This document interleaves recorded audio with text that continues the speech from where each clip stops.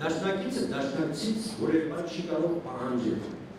Նաև թե դաշնակցել է, արդեն իր համար ձեռնտու է եղել, որ նա դաշնակցել է։ Դաշնակցի նկատմամբ պետք է շատ համբերատար լինել, շատ զգայուն լինել։ Ամեն մեկն ունի իր պրոբլեմները, ամեն մեկն ունի իր խնդիրները։ Չի կարելի դաշնակցին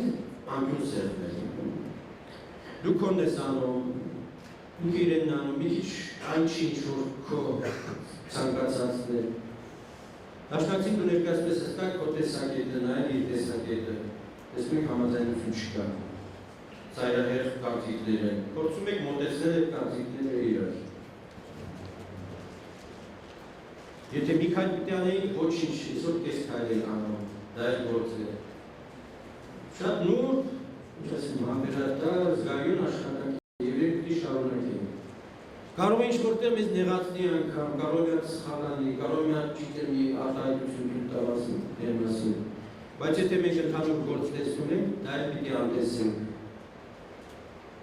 Ես որևէ բան, որևէ մեկի առջև երբեք չեմ դրել։